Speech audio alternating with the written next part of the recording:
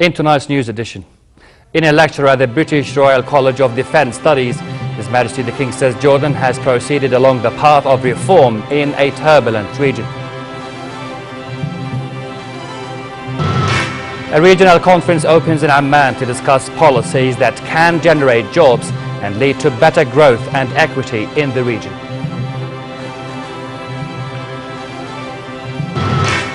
And an airstrikes kill 5 Al-Qaeda militants in Yemen as the army expands an offensive against insurgents.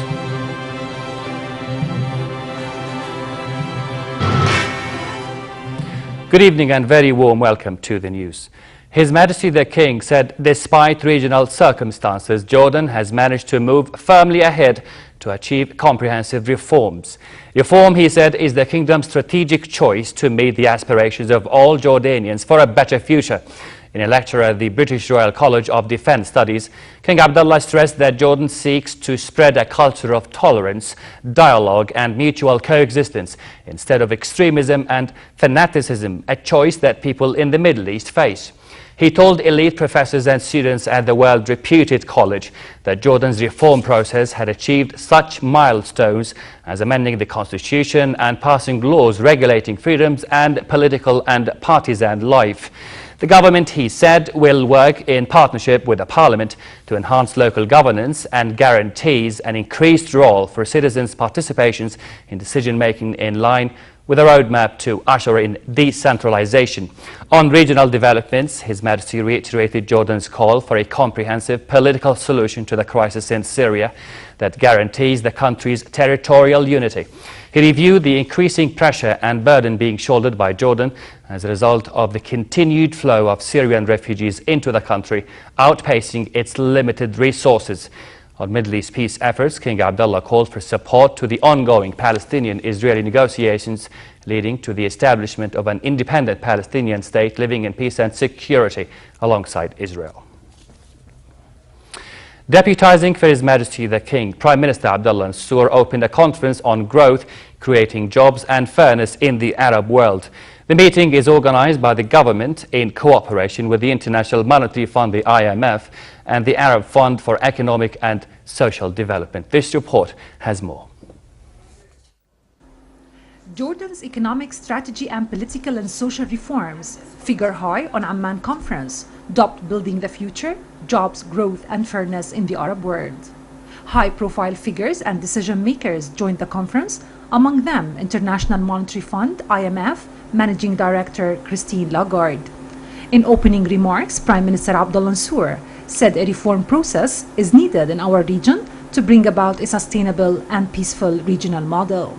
He said Jordan took tough decisions during tough times, directly talking to its citizens about facts, stressing that any economic reform should be accompanied by social and political reforms related to freedoms and openness. Mansour addressed over 200 participants, IMF officials, policymakers from the Middle East and North Africa, finance ministers, and central bank governors from Arab countries, and leading members of the private sector and civil society. Our region is undergoing fundamental economic and political transitions. Regional policy dialogue among policymakers is no longer an option, and development stakeholders are invited to engage in practical discussions to share perspectives and agree on key priorities, in an attempt to raise the standards of living for our peoples and enhance the well-being of our nations. Yet, for any type of reform to be successful, a sense of participation and economic engagement must be truly vested within the people and leadership of each country. Here in Jordan, we are well underway in an integrated reform process that has covered political, social, economic, legislative and judicial aspects. Jordan, Mansour said, amended one-third of its constitution and accomplished laws related to freedoms, media, press, associations and parties. The Prime Minister said the most difficult problem facing the society is unemployment. In an interview with Jordan Television, Lagarde commended Jordan for its efforts towards Syrian refugees. Jordan or Lebanon or Iraq are producing a huge effort to help, to integrate, to show solidarity, to demonstrate the traditional hospitality. So in the face of that, what the IMF can do is bring its voice to remind the international community, the bilateral donors, that support is needed, not just for Jordan, not just for Syrian refugees, but for the stability in this part of the world. Lagarde also said the main purpose of the IMF program is to rejuvenate Jordan's economy. To stimulate growth and to create jobs. Those are the key objectives. Stimulate growth, create jobs for them. But a new model has to be invented, and that's what they are talking about, and hopefully will participate in reinventing. I think the second objective of the conference is also to expose all of them to what Jordan is facing, what hardship it is going through. It's not the only one. Lebanon is also facing a very, very tough situation. Iraq is also hosting lots of refugees. I think everybody has to be made aware of what it takes, what effort, what funding is needed. Lagarde said the program will end in August 2015 and the Jordanian people and authorities have taken the ownership of the objectives of the program. Hala Dababne for the news at 10. Prime Minister Abdullah Sur laid the foundation stone for the reconstruction and development of the Zarqa Azraq La'miri Road, which is financed by a Saudi loan. The 110-kilometer highway project will be carried out at a cost of $270 million. And Sur thanked Riyadh and the other Gulf Cooperation Council countries for their support of the kingdom's development process.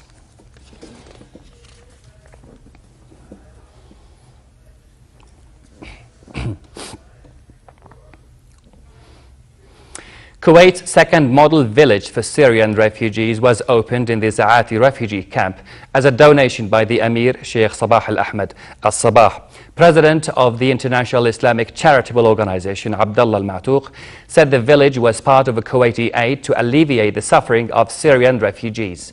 This village, he said, is part of a project to set up 10 villages of prefabricated homes with basic infrastructures and services to ensure delivery of humanitarian aid to the refugees.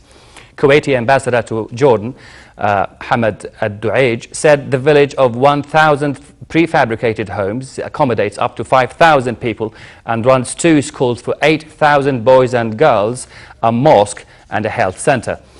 Syrian refugee camp security chief Ahmed Manasra said the number of Syrian refugees registered with the UN High Commissioner for Refugees in Jordan has reached 600,000 refugees, of whom 120,000 are living in camps. Also here at home, anti-narcotics agents in the port city of Aqaba have seized over 250,000 drug pills and arrested the smuggler and 2 other accomplices. The Public Security Department said the suspect, a non-Jordanian Arab, was arrested at a border post near the southern city, and the contraband destined for a neighboring country was confiscated. It said officers had found the drug pills stashed inside a vehicle, and after an interrogation, 2 other people were arrested and a 4th remained at large. The case was referred to the Prosecutor General. In other news, fighting continued across western parts of Syria. An explosion said to be in the town of Khan al-Sheikh was caused by government forces targeting the area. Another explosion was reported in Ma'arat al-Nu'man in Idlib province. Also, an explosion following a military helicopter airstrikes was seen over Noah in the southern city of Daraa. In the capital, Damascus, a handful of election posters could be seen hanging above streets as campaigning for the country's presidential elections begins. President Bashar al-Assad is seeking to be re-elected after 3 years of conflict, which destroyed whole city districts and triggered an exodus of refugees. An airstrike killed 5 Al-Qaeda militants in Yemen. The deaths came as the Yemeni army sent reinforcements to 2 regions in an expanding offensive against insurgents. The military said today's attack destroyed a car carrying the militants in the northern province of Ma'rib. Sources said earlier it was carried out by a drone. Yemen is waging a campaign to crush Al-Qaeda in the Arabian Peninsula, which has mounted dozens of attacks on government officials, security forces and foreigners in recent months. In a further sign of deteriorating security, members of the Presidential Guard clashed with armed tribesmen in a car near the presidential palace in the capital, Sana'a. Residents reported heavy gunfire in the area. Nigeria's militant group Boko Haram has offered to trade the school girls it abducted last month for jailed militants. Nigeria's government said it's reviewing all options in response to the offer. The leader of the rebel group, Abu Bakr Shikau, appeared in a video in which he said he would release more than the 200 schoolgirls abducted by his fighters in exchange for prisoners. The video also showed about 100 girls in an undisclosed location, sitting on the ground and chanting. Militants stormed a secondary school in the northeastern village of Chibok on April the 14th and seized 276 girls who were taking exams. Some managed to escape, but about 200 remain missing. The mass abduction has provoked global outrage and concern about the fate of the girls. Nigeria has deployed 2 army divisions to hunt for the girls, while several world nations have offered help or sent experts. Russia called on Ukraine's interim government to hold a nationwide debate of the country's future structure. The proposal came after separatists in 2 eastern regions in Ukraine claimed victory in referendums on self-rule. The separatist region of Donetsk appealed to Moscow to consider its absorption into Russia. Such a move would echo the annexation of Ukraine's Crimean Peninsula after a similar referendum earlier this year. We get more in this report. No international observers, no up-to-date electoral list, and the ballot papers were photocopies. That was the situation in eastern Ukraine's referendum, in which about 90% voted in favor of joining Russia. A Ukrainian separatist leader called on Russia to observe the eastern region of Donetsk after yesterday's unofficial vote on its status. Russia called for dialogue on implementing the result, but Kiev declared the poll illegal. That farce, which the separatists call a referendum, is nothing more than propaganda and an excuse for those crimes, awful crimes, such as murder, torture and kidnappings. The EU is imposing further sanctions over Russia's actions in Ukraine and said it would not recognize the outcome of the referendum. Well, we're still looking for signs of real de-escalation. You know very well that that means seeing where troop movements might be. It means also the signals that need to be sent to calm things down. British Foreign Secretary William Hague said the referendum on self-rule in East Ukraine has zero credibility. These votes, these attempts at referendums have zero credibility in the eyes of the world. They are illegal by anybody's standards. They don't meet any standard, not a single standard of objectivity. But without any signs that Russia is trying to improve the situation in Ukraine, the 28 EU members are still divided over how far to go in seeking to punish Moscow. EU officials are increasingly looking to the May 25th presidential election in Ukraine as the next key test. Any attempt by Moscow to undermine credible elections could trigger tougher sanctions by the EU. Russian Foreign Minister Sergei Lavrov said no new international talks are planned for now on Ukraine, but he suggested inviting separatist representatives to negotiations. The eastern regions in Ukraine are entering an uncertain situation, with tension and anger running high on both sides. Loy Balkar for the news at 10. A football match in the Democratic Republic of Congo's capital, Kinshasa, ended in a tragedy after a deadly stampede claimed the lives of at least 15 people and injured dozens more. Local sources said last night's stampede was provoked by police who fired tear gas into the crowds. Fans grew angry after their local team was defeated 1-0 by a team from the eastern town of Lubumbashi in a heated final, according to Emmanuel Akwedi, local minister for the capital inner city. He said the stampede began when policemen were harassed by supporters and fired the tear gas. Stampedes are a frequent occurrence at crowded events in Congo. Last month, at least 21 people were killed when a power cut caused a stampede at a crowd music festival. Sky watchers and photographers as well will have something exciting to observe this month. Astronomers are expecting a new meteor shower that could send up to 1,000 shooting stars per hour streaking through the sky on May the 23rd and the 24th. These extraterrestrial particles could give stargazers an incredible show as they burn up in the planet's atmosphere in an all-natural fireworks-like display. And here in Jordan, astronomer at the Chief Justice Department, Ahmad Mujahid, said over 200 meteorites an hour will be visible in the kingdom's space on May the 24th. He said the meteor shower will be seen for the first time in astronomy's history, unlike the other known types of meteorites. Thousands of thrill seekers braved the cold, the crowds and an awful lot of mud to complete a giant obstacle course in the outskirts of Paris.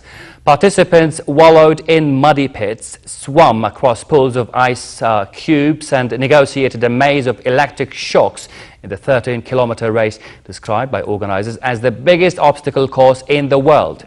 Those who completed the course were rewarded with a shower before they headed home. The first mud day took place in September last year, but 3 are currently being organized across France.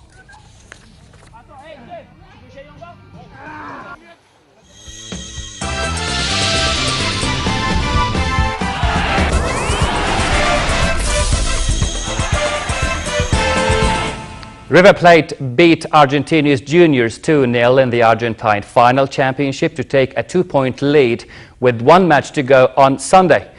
Right back Gabriel Mercado pushed home in the 69th minute, and 9 minutes later, Colombian striker Teofilo Gutierrez added a second. River have 34 points from 18 matches, 2 more points than Estudiantes and 3 more than Gimnasia.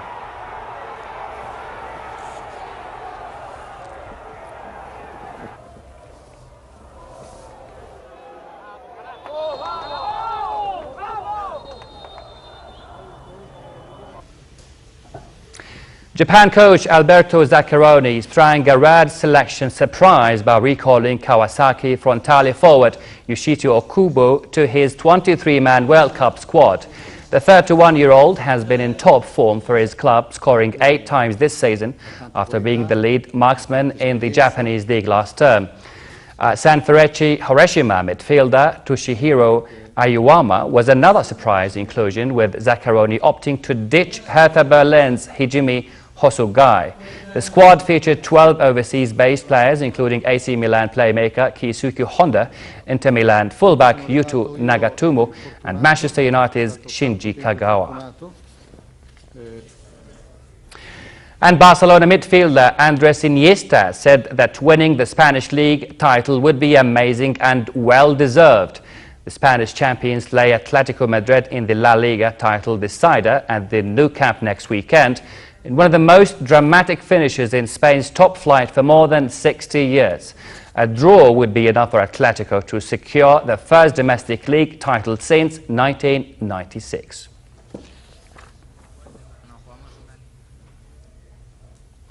And finally, chilly tonight across the hilly areas and the desert regions, and fair elsewhere, with scattered showers forecast in the country's east and north.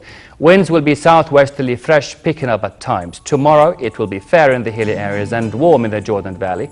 Temperatures in the southernmost parts of the Jordan Valley will reach the high of 31 or 32 degrees.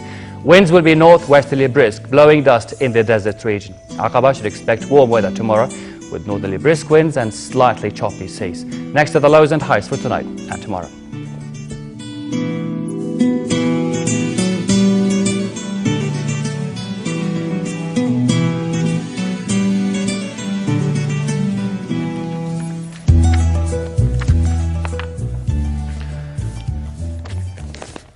And now our top stories once again. In a lecture at the British Royal College of Defence Studies, His Majesty the King says Jordan has proceeded along the path of reform in a turbulent region. A regional conference opens in Amman to discuss policies that can generate jobs and lead to better growth and equity in the region. And an airstrike kills 5 Al-Qaeda militants in Yemen as the army expands an offensive against insurgents. And that's the end of tonight's news. My name is Raad Liptosh. Thanks for watching.